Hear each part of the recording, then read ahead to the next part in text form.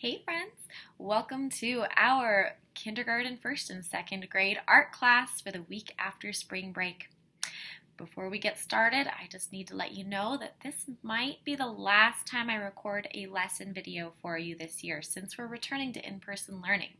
I'll be very busy driving back and forth between our schools and getting materials and ready and cleaning things in our room, so I probably won't have time to do these videos for you anymore. But don't worry, I will still post the assignments on both Seesaw and Google Classroom. I will have pictures and I will read the objectives. And if you need help, you can talk to me and come to our art class. So I'm looking forward to seeing you guys.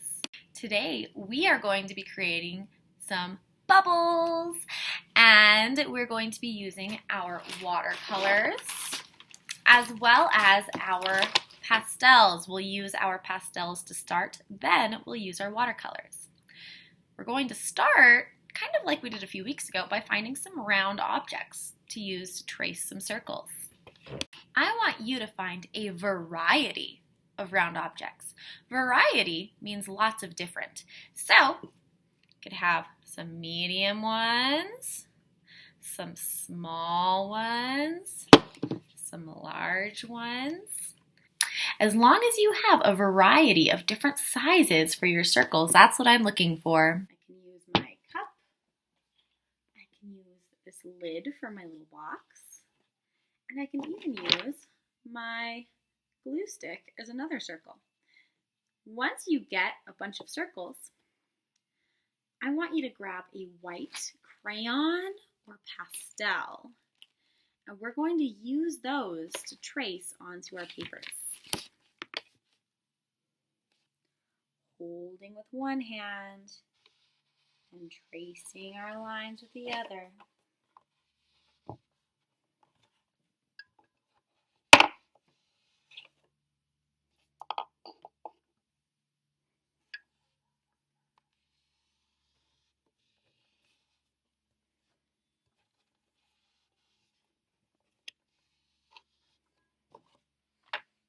If you don't have anything round to trace, that's okay. You can just try to freehand it.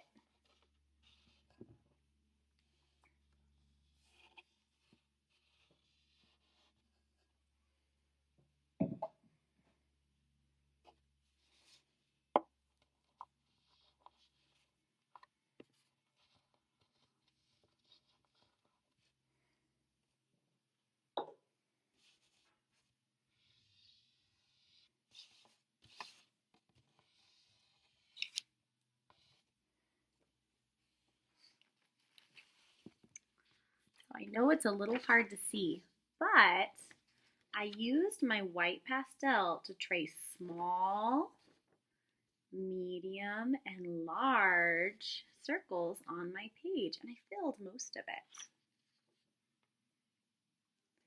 it. Now we're going to use some other colors to create some highlights and reflections.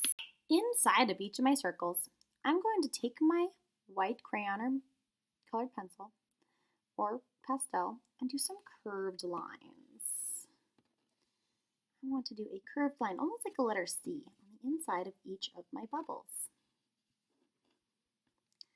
Then I'm going to go in with other colors and add even more so it looks like they're reflecting off of things.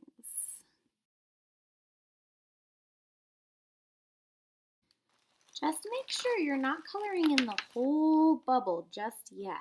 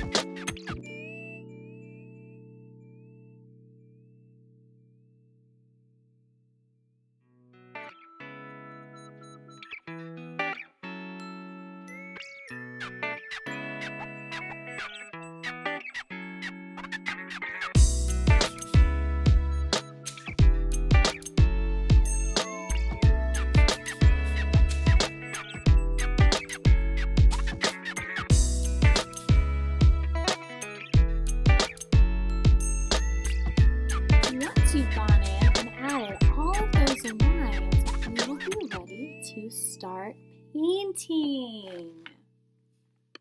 Just like usual, when we use our watercolors, we always have to start by prepping our palette. So I'll get my water, take a little drop, and put a drop in each one of our colors.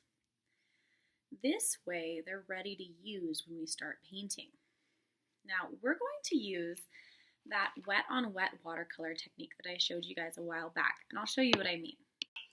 So I'm going to take my water, start spreading it on my paper, and adding some color.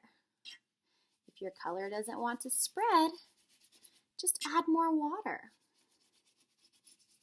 You can add whatever colors you would like.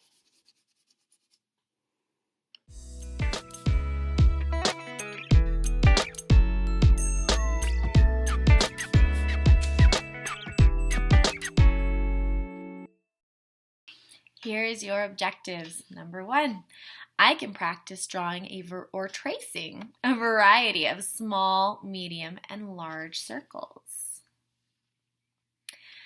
Number 2, I can draw curved lines inside of my circles to create reflections.